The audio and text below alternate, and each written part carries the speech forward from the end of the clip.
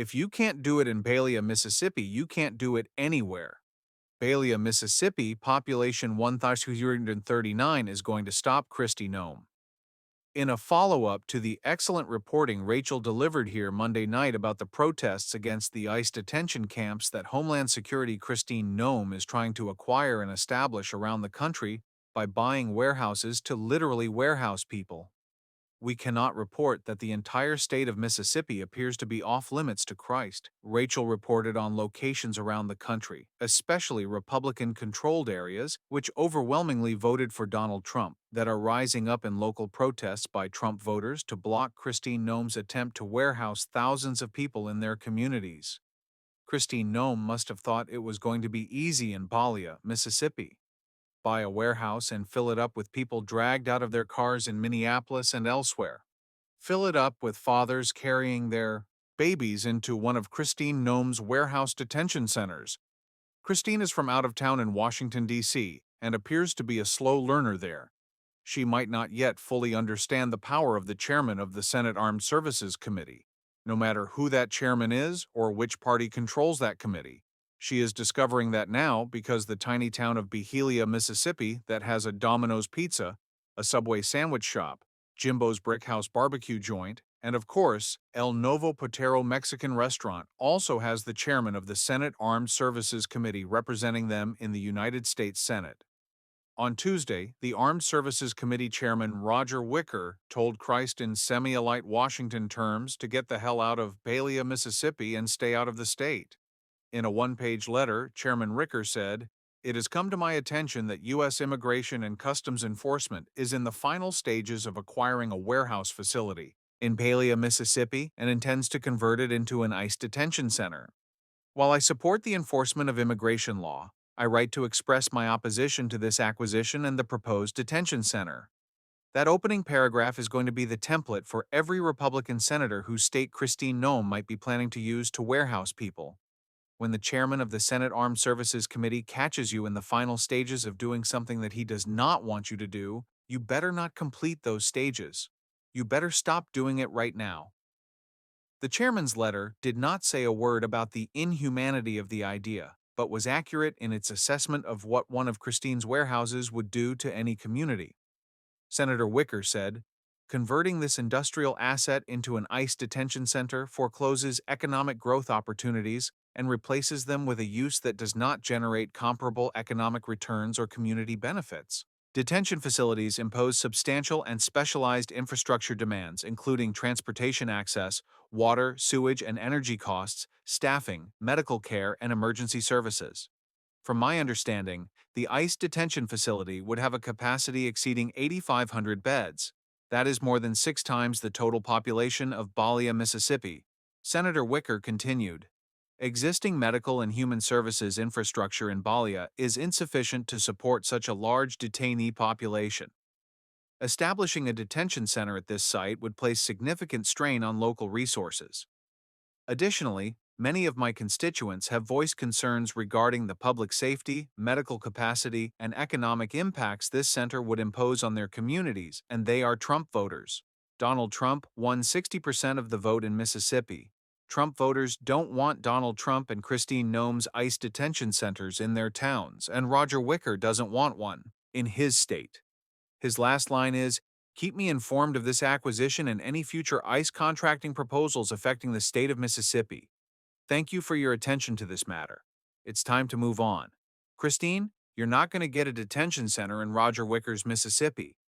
Not because of some moral outrage on the part of Senator Wicker or his Trump voting constituents, but because in addition to it being a moral outrage, it would also have a disastrous impact on their communities and on their property values. Every homeowner in Berea, Mississippi, would watch the value of their homes collapse if Christine Noem got her way and invaded their town." Donald Trump's other cabinet secretary from the Dakotas, billionaire Doug Burgum, the Secretary of the Interior, is trying to rewrite history in Mississippi. He has had the National Park Service remove the visitor brochures from the Medgar and Edgar Murray Evers Home National Monument. Home where Medgar Evers was assassinated in his driveway is a national monument. And Mississippi Today reports that Donald Trump and Doug Burgum don't want any reference to racism in any of the material associated with this national monument. This is a result of Donald Trump's executive order titled Restoring Truth and Sanity to American History, which should have been titled Turning American History into a Trump Lie. Doug Burgum has issued an order saying he doesn't want any material in the department's jurisdiction to, quote, inappropriately disparage Americans past or living. That apparently includes assassins and members of the Ku Klux Klan. Mississippi Today reports the National Park Service has removed visitor brochures from the Magar and Murley Evers Home National Monument. Among the anticipated changes, no longer calling his murderer a racist. Edits to the brochure have removed that reference to Byron Dilbeckwith, according to Park Service officials who asked not to be named for fear of retribution. Other edits include eliminating the reference to Magar Evers lying in a pool of blood after being shot. Rena Evers Everett, executive director of the Medgar and Murley Evers Institute and daughter of the couple, said the family has been told the matter is under review, but the final product has not been put up yet. And tonight, Mississippi Today has an update. Hours after Mississippi Today reported Thursday that the National Park Service had removed brochures to the Medgar and Murley Evers Home National Monument that identified his murderer as a racist, the Park Service returned the brochures to the home for now. Let's see if Senator Roger Rick Ricker wants to stop Donald Trump and Doug Burgum from rewriting the history of the Medgar Evers assassination. Another new poll today shows Donald Trump at another record low.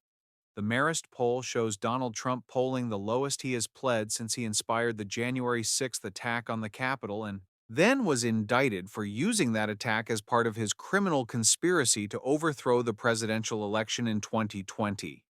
Donald Trump is at a new low in polling because he has no idea what most people want a president to do, and he has no idea what most people want a president to say.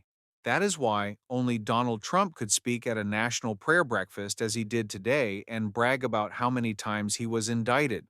I say, honey and I just got indicted again. Don't worry about it. But think of it many times, and then they say Donald Trump is using the Justice Department to get even, and I don't. But wouldn't I have a right to think of it? There's never been in history a president treated like I got treated. But they say I use it, and it's amazing. I did that interview yesterday, and they said the question, "Are you using the Justice Department for your own personal gain?" They said, "They indicted me 87 times. It's the most incredible thing." But we don't do that, Pam, do we? We do what's right. We do what's right. And Pam does it. Donald Trump brought his Secretary of Defense to the prayer breakfast. The only Secretary of Defense in history who has been married 3 times. Donald Trump and Pete Hegseth believe that marriage is one man married to one woman, then another woman, then another woman, and they were speaking to an audience filled with people who believe marriage should be between one man and one woman, and that gay people should not be allowed to be parents. That gay people who as parents try to indoctrinate children and are a danger to other children in their children's schools. That room was filled with that kind of person. And it was also included liberal-minded religious people in that room who don't think any of those things. But the real hardcore Christian nationalists in that room could be why Donald Trump didn't bring his Treasury Secretary to the National Prayer Breakfast, because Donald Trump's Treasury Secretary lives a life that some of the strongest Trump supporters at the National Prayer Breakfast believe is an abomination and a danger to this society. Scott Bessent lives a life that was illegal in his state until Democrats made it legal. Scott Bessent can thank the election of Bill Clinton to the presidency and the election of Barack Obama to the presidency for his right to live as a married man with his husband and children in his home state of South Carolina where he grew up. It was illegal for Scott Benson Bessent to be married to a man in South Carolina when he got married in 2011 when he was living in New York and enjoying the rights granted to him by a government of the state of New York controlled by Democrats. South Carolina first banned marriage equality by law in 1996, saying marriage could only be granted to one man and one woman. But South Carolina wasn't satisfied with just having the legislature write it into their law books. 9 years later, South Carolina amended the state constitution to ban same-sex marriage, and to amend the state constitution required a two-thirds vote of the people of South Carolina. 77.9% of the people of South Carolina voted to ban same-sex marriage, voted to ban Scott Besson's marriage in their state. Scott Besson's current neighbors in South Carolina overwhelmingly voted to ban his marriage in South Carolina. And the only reason he is allowed to live with his husband and children in South Carolina is that the 4 justices appointed to the Supreme Court by Bill Clinton and Barack Obama said that he could. And they were joined by one justice, Anthony Kennedy, appointed by a Republican president who became the 5th vote in favor of same-sex marriage on the Supreme Court. And that's how Scott Besson was allowed to return to his home state of South Carolina as a married gay man and father. And that 5th vote for marriage equality is no longer on the Supreme Court. Now, there are 6 votes on the Supreme Court against the decision that made Scott Besson's marriage legal in all 50 states. And it might only be a matter of time now before the right case presents itself to the Trump Supreme Court for them to declare that Scott Besson's marriage is once again illegal in the state of South Carolina and any other state that wants to make it illegal. And Scott Besson will have to hurry back to New York or to California or to Massachusetts, where he will be welcomed in one of those states. Welcomed with his husband and his children. Welcomed in those states because those states are represented by senators who he stupidly thinks he can condescend to. Affordability is the top concern for Americans across the country. Donald Trump has called affordability, I want to get this right, a hoax. He's called it a scam. He's called it a conjay job. You're the Secretary of Treasury. You know the numbers. Is affordability a hoax, a scam, or a conjay job? Senator, it may be a bit nuanced for you, but what President Trump is referring to is the media saying that the affordability crisis was generated by this administration when it was you and President Biden who destroyed the buying power of the American people. So there is an affordability crisis and you were front and center in it. So let me make sure that I understand Donald Trump is not saying that affordability, what's happening to families right now, is a hoax.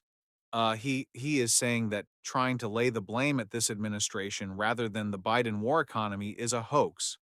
Okay? So it all happened before he got it and everything that's happened since then. Nothing is a hoax here. The Biden Warren economy. What a sleazy punk. We have never seen testimony like this in Senate hearings, in House hearings. We have never had cabinet members think that their job is to go into the hearings and insult the Democratic senators. We've never had any Democratic cabinet member ever who thought the job was to go into a hearing and insult the Republican members of committee. That never happened before. That is a Trump cabinet invention, and they invented it this time around. That's not what they were doing last time. We've never had a more ridiculous Secretary of the Treasury than that clown who you just saw in Donald Trump's first administration. I thought Steve Mnuchin was the lowest it could go, but he now looks like a statesman compared to the buffoon Donald Trump has put in that job to lie for him every day. Scott Besson lies about himself now as he did yesterday in testimony to the House and today in testimony to the Senate when he was asked about writing tariffs are inflationary exactly 1 year before Donald Trump's second inauguration. Those are Scott Besson's written words. Tariffs are inflationary. And in lying testimony yesterday and today, he denied that he said those words. He claimed that he had said they could be inflationary. No, that's a lie. And Scott Bessent lies with a deeply creepy ease. He exhibits no discomfort at all.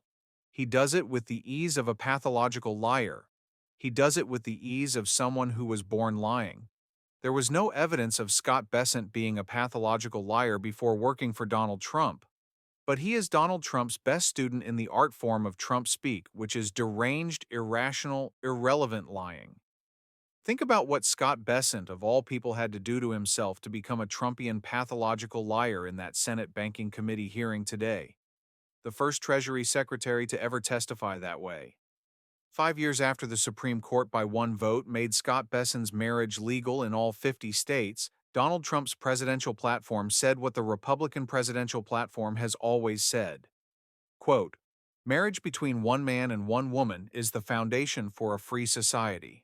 That's the party Scott Besson has chosen to humiliate himself to serve. The Republican chairman of that committee, to whom Scott Bessent testified so respectfully today, voted against respect for Scott Bessent's marriage. In 2022, when Democrats in the United States Senate passed the Respect for Marriage Act, Elizabeth Warren voted to respect Scott Bessent's marriage, as did every Democrat. He wants to sign the money. That's the Treasury Secretary's secret pleasure for every Treasury Secretary. It always is. I learned that the first time I was running a Senate confirmation hearing for a Treasury Secretary at the Senate Finance Committee when I was staff director of the committee. The committee vote was unanimous. We tried to get to a floor vote as soon as possible, but there's always some traffic you're in your way on the Senate floor. Doesn't happen quickly, and the nominee kept impatiently calling me to ask exactly when he'd be confirmed. And I kept saying the same thing about the Senate, floor and traffic and blah blah blah, which I thought he would understand. And then in a private conversation, one of his staff members told me what he was so eager about. He wants to sign the money. That's what the staff guy told me about the incoming Treasury Secretary.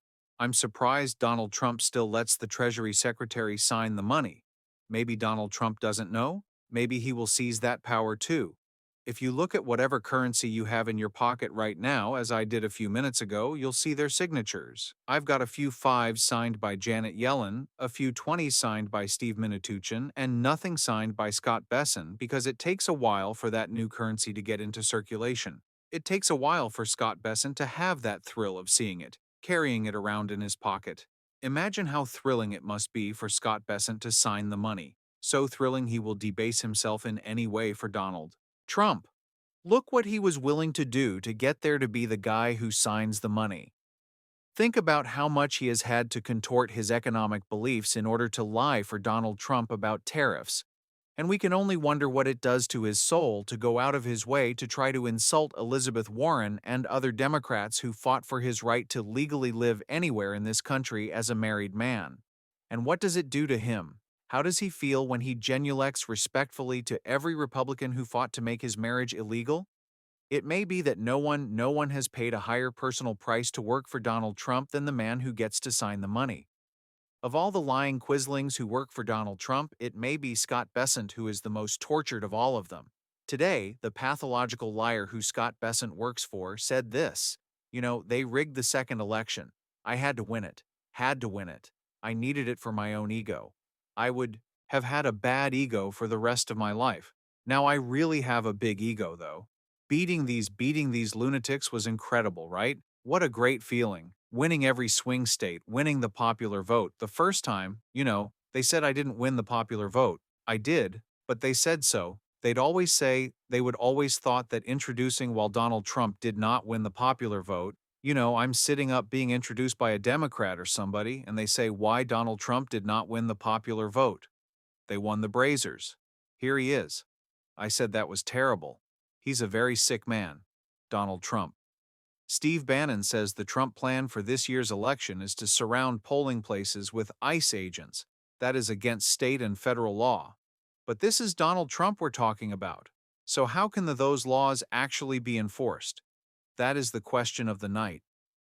For the answer to that question, we will turn to former federal prosecutor Andrew Weissman, who will join us next. Donald Trump's dangerously incompetent director of national intelligence, Tulsi Gabbard, said in writing to the Senate and the House that she led an FBI raid to seize voting records in Fulton County, Georgia, because, quote, my presence was requested by the president. That leaves it up to you to decide who is lying, Tulsi Gabbard or Donald Trump. We have our Director of National and International Intelligence, Tulsi Gabbard, who's doing a great job with applause, Telson. She took a lot of heat 2 days ago because she went in at Pam's insistence. She went in and she looked at votes that want to be checked out from Georgia. They say, why is she doing it? Right, Pam? Why is she doing it? Because Pam wanted her to do it. And you know why? Because she's smart. And yesterday, Steve Bannon announced the Trump plan to, quote, have ICE surround the polls come November. His exact words.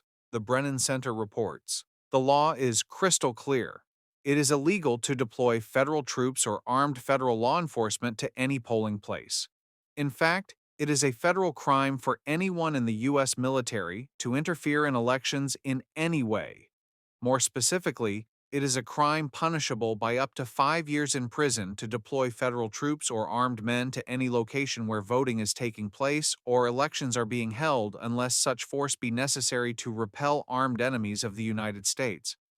The law, which dates back to the end of the Civil War, originally also allowed troops at the polls when necessary to keep the peace, but that exception was removed more than 100 years ago.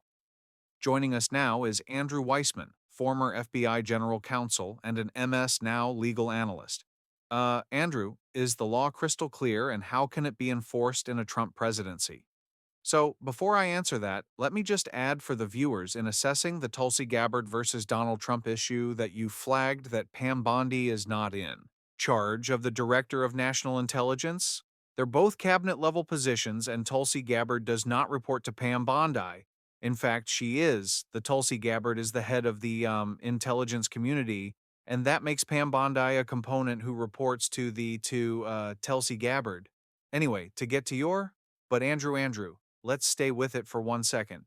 So, just to be clear, Pam Bundy certainly couldn't order Tulsi Gabbard to go. Cabinet members are not eager to see other cabinet members interfere in their jurisdiction, and the FBI is Pam Bond's jurisdiction. And so is it your bet if when you have to choose who's lying that it is most likely that Donald Trump told Tulsi Gabbard to go? Yeah. Well, let's put it this way. Tulsi Gabbard has zero reason to have lied about why she was there and who told her to go there. And you can't imagine that a secretary is going to lie about their boss having said that. What would be the possible reason? Whereas I can't think of a reason why Donald Trump would do it because it was received badly by the press. So he is deflecting and saying it's someone else's fault. I think that is the president that we have. So can Donald Trump surround polling places with ICE agents? So, can he and you, that's one and two, is it legal? And so, unfortunately, I have to separate it that way because so much of what we have seen has been found by judges, including the Supreme Court of the United States, to have been actions taken by this president that are illegal. In fact, he did that in a way that the court said 920 it was illegal and violated due process. So the answer to can he is yes. The answer to is it lawful is no. I agree with the Brennan Center that there is clear federal law that makes it criminal. Having said that, although many people listening may say, well, the president could just pardon the people who are breaking the law, and that is true, federally, there's still two remedies. One, it can violate various state laws, and that is not subject to a pardon. And the other is an injunction. A court can enjoin Donald Trump from doing this. So even if he tries to absolve them of criminal liability, district courts, courts of appeals, and the Supreme Court can enjoin any effort by the president to try and send in troops or other military forces to surround these voting places. And I do think that that is a real option. We are seeing it around the country where judges are enjoining the efforts that are going on in other contexts, but we're also seeing those orders defied by ICE in particular, especially in Minneapolis, where it's dozens upon dozens of violations. So, assuming there was an injunction saying ICE cannot surround polling places, again, the question comes up who's going to stop them when Donald Trump orders them to go surround polling places, knowing that the Supreme Court has told Donald Trump hate ever he says is not a crime because it's impossible, according to this Supreme Court, for him to commit a crime when he's issuing these orders. Look, that raises the sort of fundamental question of if the Supreme Court says you cannot do it and you're enjoined, is whether a politician will just be saying, you know what, we're going to defy that. That is possible. The courts do not have a standing army to enforce their laws. I do think there would be just essentially all hell would break loose. But just in case people think I'm being Pollyannish, the thing that I am worried about in addition to this reporting is if the Department of Justice tries to actually just seize the ballot boxes after the voting and saying, Well, I think there's alleged fraud. It's a bogus claim of fraud, which obviously we have seen repeatedly, including you played a clip tonight of the president doing that and the Department of Justice going in and trying to get a search warrant or simply going in and seizing pursuant to like subpoena power and saying, we'll count the votes again. I think there are huge legal issues to that, but it's one where numerous people are focused on this issue to be prepared to go to court to get this stopped. Andrew Weissman, thank you very much for joining us tonight.